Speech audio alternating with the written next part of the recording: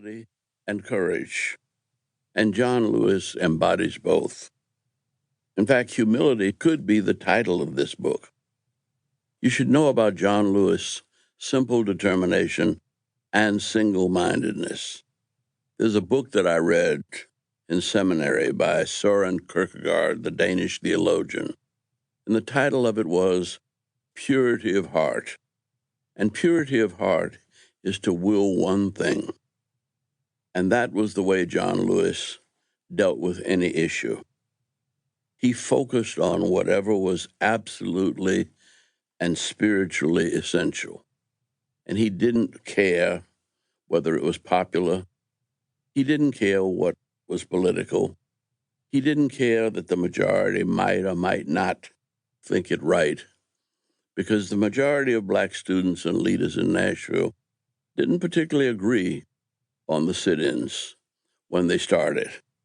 But that didn't deter John. And in the 1965 march from Selma to Montgomery, the Student Nonviolent Coordinating Committee voted not to participate.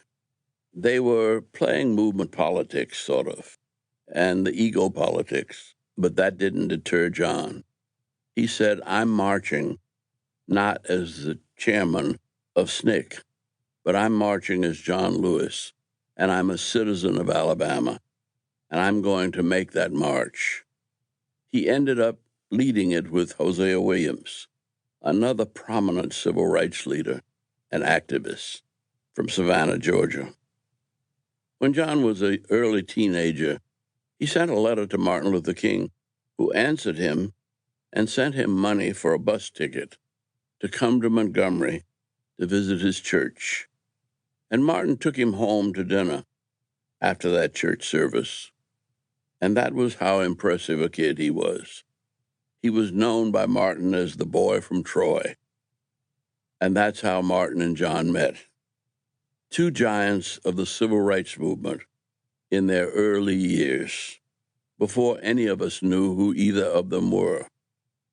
I never knew John to show anger or frustration. John had the kind of purity of heart that Kierkegaard described, and he had it since he was a teenager.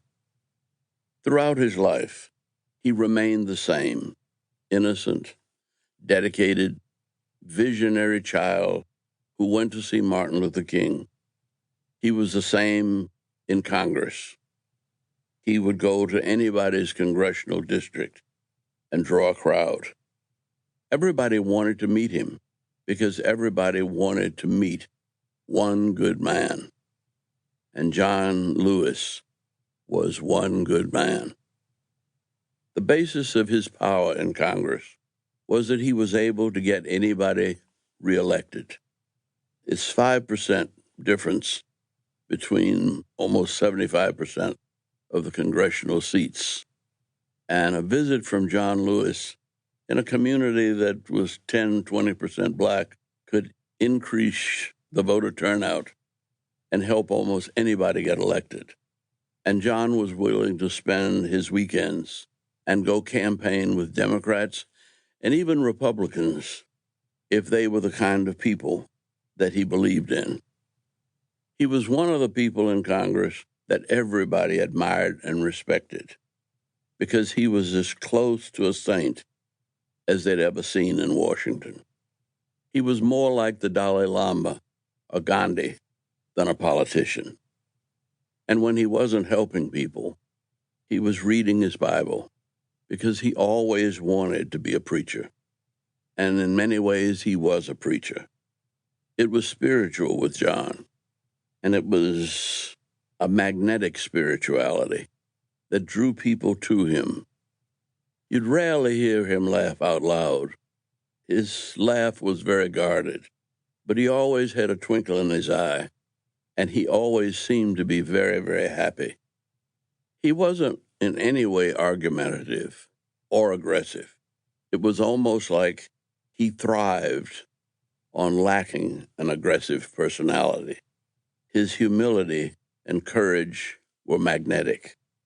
They drew you to him. And yet he wasn't all righteous. He didn't expect you to be like him.